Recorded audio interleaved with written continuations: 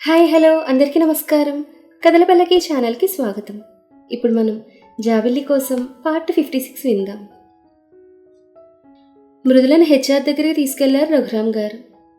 మాధవి, తన పేరు మృదుల, ఒకసారి ఇంటర్వ్యూ చేసి అకౌంట్స్ డిపార్ట్మెంట్ మేనేజర్గా అపాయింట్ చేయండి. మేడం చెప్పారు అన్నారు ఆయన. అలాగే సార్, ఇప్పుడే మేడం కూడా ఫోన్ చేశారంది. అలాగే రమేష్ను మేడం పిఏగా అపాయింట్ చేస్తున్నట్టు తనకి ఇన్ఫామ్ చేయమ్మా, మేడం నీకు చెప్పమన్నారు. తనకిప్పుడున్న శాలరీకి డబుల్ శాలరీ ఇవ్వమన్నారంటూ ఏమేమి ఫెసిలిటీస్ కల్పించాలో అవన్నీ చెప్పి ఇవన్నీ లెటర్లో ఇంక్లూడింగ్ చేయమ్మా అన్నారు ఆయన. అలాగే సార్ అంది. సరే, తను ఇంటర్వ్యూ చేయమ్మా, ఈలోపు నాకు చిన్న పనుంది చూసుకొని వస్తానన్నారు. ఓకే సార్ అంది మాధవి. భయం లేదులేమ్మా, అడిగిన ప్రశ్నలకు జవాబులు చెప్పే. మొదటి ఇంటర్వ్యూనా అమ్మా అని అడిగారు రఘురామ్. కాదండి, నేను అమెరికాలో జాబ్ చేశానంది. ఓ వెరీ గుడ్, అయితే ఇకనే నేను మళ్ళీ వస్తాను. ఒకవేళ ఇంటర్వ్యూ అయిపోయినా ఇక్కడే ఉండమ్మా అన్నారు ఆయన. అలాగే సార్ అంది. ఆయన వెళ్ళిపోవడంతో మీ ఫైల్ అని అడిగింది మాధవి. తన సర్టిఫికేట్స్ ఉన్న ఫైల్ ఇచ్చింది మృదుల. వాటిని చూసిన మాధవి, మీ ప్రొఫైల్ బాగుంది, 1 year జాబ్ ఎక్స్పీరియన్స్ కూడా ఉంది, అది కూడా రెప్యూటెడ్ కంపెనీలో. గుడ్ అంటూ ఇంటర్వ్యూ స్టార్ట్ చేద్దామా అంది. మృదుల తలూపింది. మాధవి మొదట మామూలు క్వశ్చన్స్ వేసిన తర్వాత తన జాబ్కి సంబంధించిన ప్రశ్నలు వేసింది. అన్నింటికీ టకటకా సమాధానాలు చెప్పింది మృదుల. మాధవి ఫుల్ సాటిస్ఫై అయింది. పర్ఫెక్ట్ వ్యక్తినే ఎన్నుకున్నారు మేడం అనుకుంటూ, కంగ్రాచులేషన్స్ మేడం, మీరు ఈ పోస్ట్కు సెలెక్ట్ అయ్యారు, షేక్ హ్యాండ్ ఇస్తూ అంది. మృదుల కూడా చేయిస్తూ థ్యాంక్ యూ అంది సంతోషంగా. ఒక పావుగంట కూర్చుంటే అపాయింట్మెంట్ లెటర్ ఇస్తానంది. ఓకే మేడం అంది. మాధవి ఎవరికో ఫోన్ చేసి అపాయింట్మెంట్ లెటర్ గురించి చెప్పింది. అందులోనే శాలరీ గురించి, టర్మ్ అండ్ కండిషన్స్ గురించి చెప్పి, రమేష్ గురించి కూడా చెప్పి 10 minutesలో నాకు పంపించండి అంది. అలాగే మేడం అన్నారు. 10 నిమిషాలకు ఆర్డర్స్ రావడంతో మళ్ళీ ఒకసారంతా చూసి పర్ఫెక్ట్ అనుకున్న తర్వాత వర్షినికి ఫ్యాక్స్ చేసింది మాధవి. మేడం, మీ అపాయింట్మెంట్ మేడంకి సెండ్ చేశాను, మేడం దగ్గరికి వెళ్ళండి అంది. రఘురామ్ గారు రానివ్వండి అంది మృదుల. ఇంతలో రఘురామ్ గారు వచ్చారు. అయిపోయిందా అన్నారు. అయింది సార్, తను సెలెక్ట్ అయింది అంది మాధవి. ఓ కంగ్రాచులేషన్స్ అమ్మా నవ్వుతూ అన్నారు ఆయన. థ్యాంక్ యూ సార్ అంది. మేడం దగ్గర అపాయింట్మెంట్ లెటర్ ఉంది, వెళ్ళి తీసుకోండి, మేడం మిమ్మల్ని అక్కడికే రమ్మన్నారంది మాధవి. సరే రామ్మా అంటూ ఆమెను తీసుకుని వెళ్ళాడు. అప్పటికే వర్షిని అపాయింట్మెంట్ ఆర్డర్ మీద సైన్ చేసింది. ఆమె రావడంతో congratulations Mrudula, welcome to our company అంది.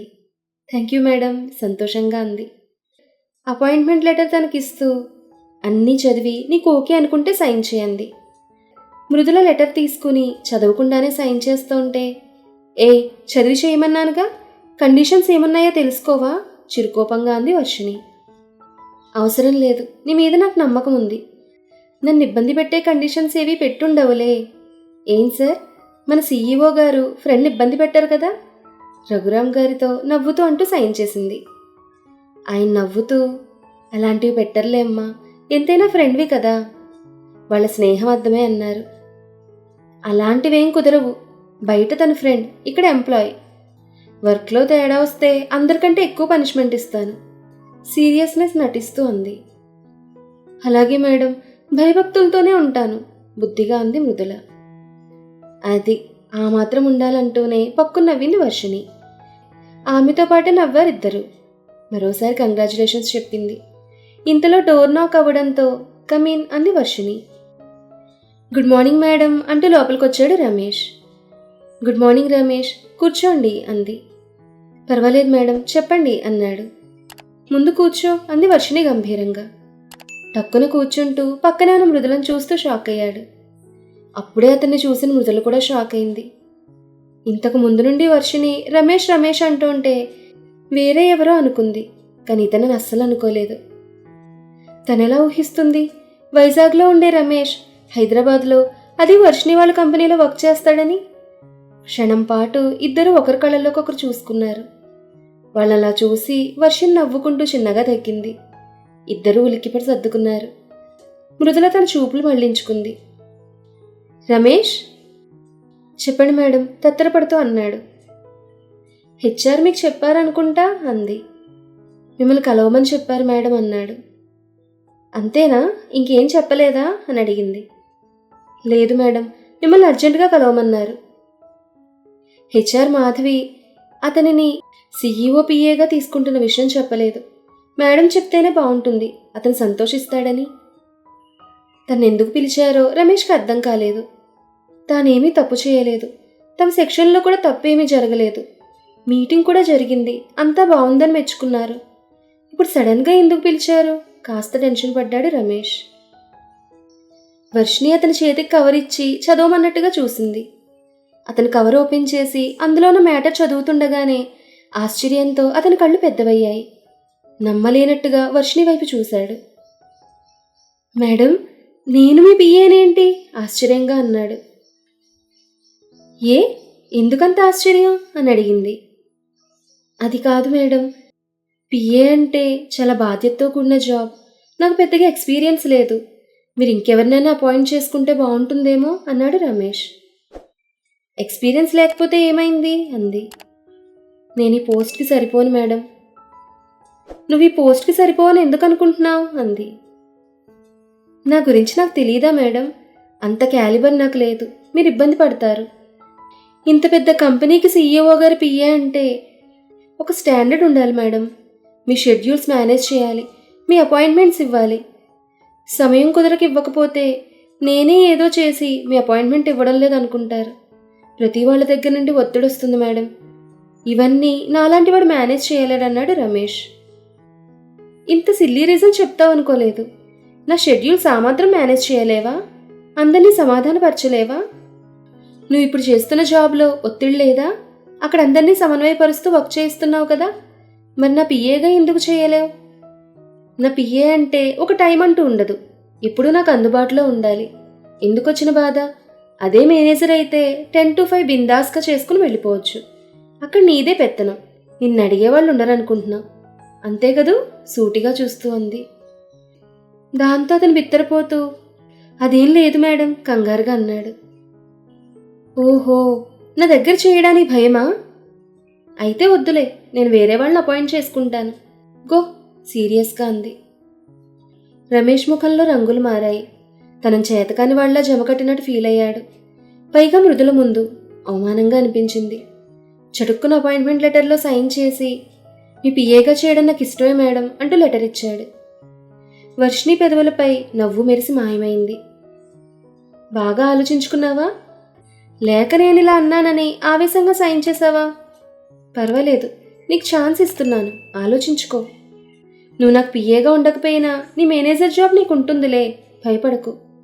అతని ఇగోని టచ్ చేస్తూ అంది. దాంతో రమేష్ ముఖం ఎర్రబడింది. నాకు ఇష్టమే మేడం, నేనేమో ఆవేశంగా సైన్ పెట్టలేదు. వర్క్కి భయపడేవాడిని కాదు. నాకు ఎక్స్పీరియన్స్ లేదు, మీరు కొత్త, మీకు ఇబ్బంది అవుతుంది. అదే ఎక్స్పీరియన్స్ పర్సన్ అయితే బాగుంటుందని అలా అన్నాను, అంతే మేడం, మరో ఉద్దేశం లేదు. మీరు నాకు ఇచ్చిన డ్యూటీని త్రికరణ శుద్ధిగా చేస్తాను, ఏ లోపం రానివ్వను. నన్ను నమ్మండి అన్నాడు. నిన్ను నమ్మకపోతే నా పిఏగా ఎలా తీసుకుంటాను? నీ టాలెంట్ తెలిసే నా పిఏగా నువ్వు పర్ఫెక్ట్ అని నీకు ఈ జాబ్ ఇచ్చాను. ఒక కంపెనీ సీఈఓగా ఆ మాత్రం ఆలోచన లేకుండా అతి ముఖ్యమైన నా పిఏ పోస్ట్ నీకు ఇస్తానా? నీకు ఈ పోస్ట్ ఇవ్వడానికి ఎంత ఆలోచించుంటానో అంది Varshini. Sorry madam and thank you, నా మీద ఇంత నమ్మకం పెట్టుకున్నందుకు. మీ నమ్మకం వమ్ము చేయను మేడం దృఢంగా అన్నాడు. గుడ్ అంటూ కంగ్రాచులేషన్స్ అంది. థ్యాంక్ యూ మేడం అన్నాడు.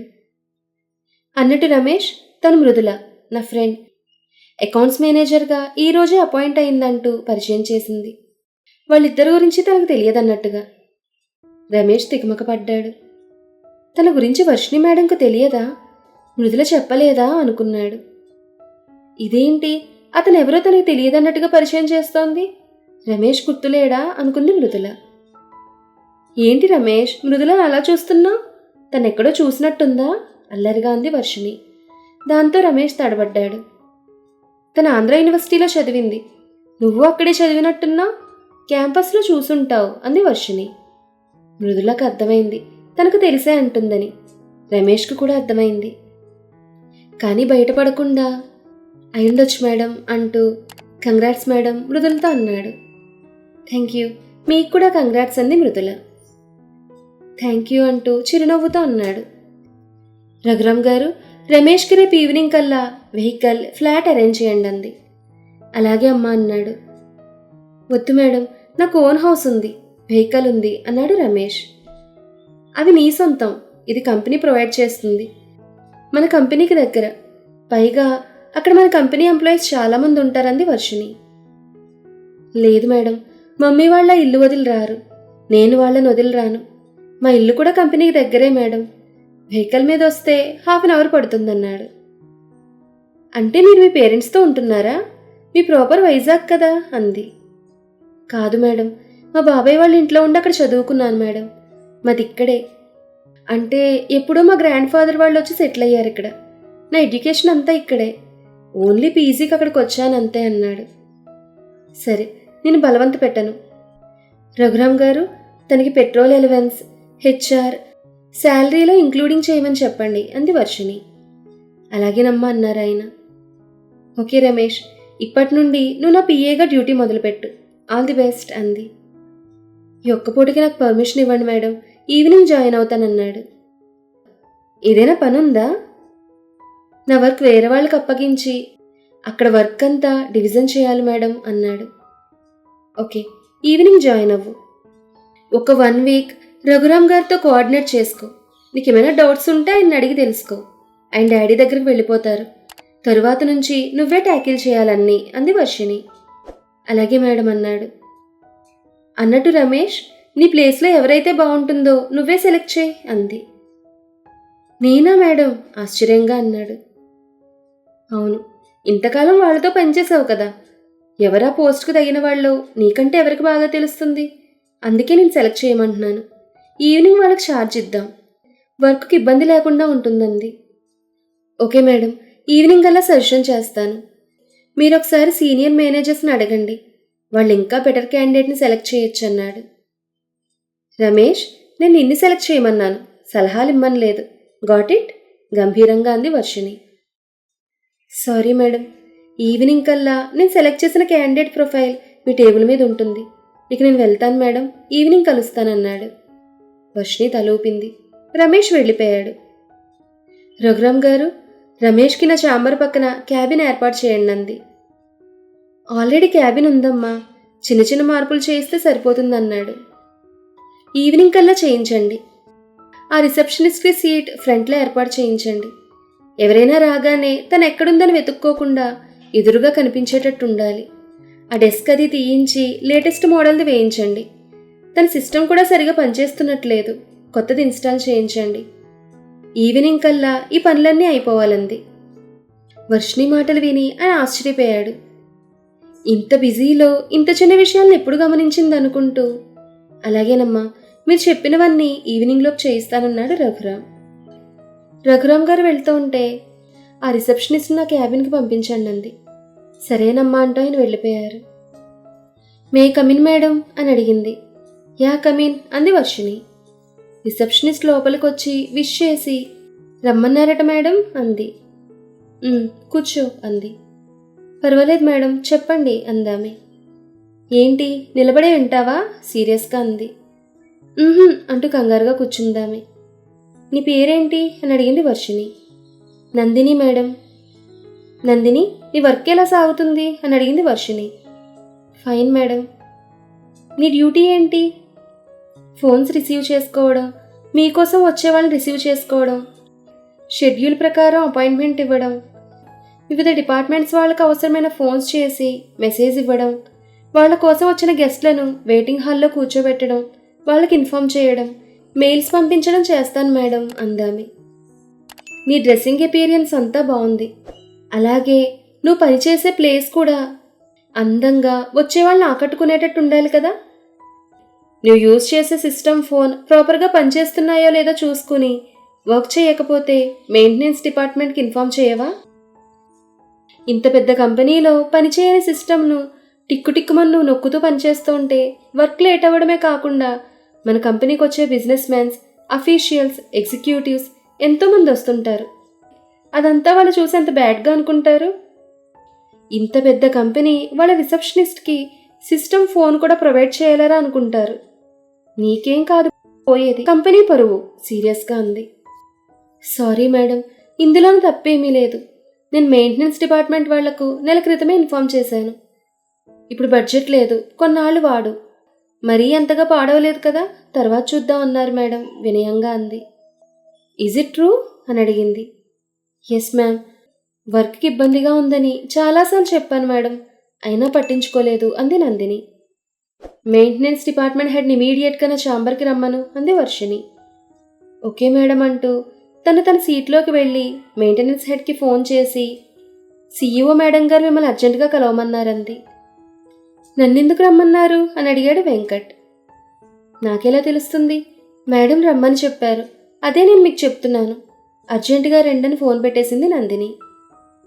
ఎందుకు రమ్మన్నారబ్బా? అసలే మేడం చాలా స్ట్రిక్ట్, చైర్మన్ సార్ లాగా కాదు. ఈ 2 రోజుల్లోనే అందరికీ చుక్కలు చూపించింది. ఇప్పుడు నన్ను పిలిచిందంటే ఏమై ఉంటుంది అని భయపడుతూనే వర్షిణి ఛాంబర్కి వచ్చాడు అతను. మరి ఆ తర్వాత ఏం జరిగిందనేది నెక్స్ట్ ఎపిసోడ్లో తెలుసుకుందాం. ఈ కథ మీకు నచ్చితే లైక్ చేయండి, షేర్ చేయండి, కామెంట్ చేయండి. అలాగే మన కథల పల్లకి ఛానల్ని సబ్స్క్రైబ్ చేసుకుని పక్కనే ఉన్న బెల్ ఐకాన్ని క్లిక్ చేయడం మాత్రం మర్చిపోకండి. ధన్యవాదాలు.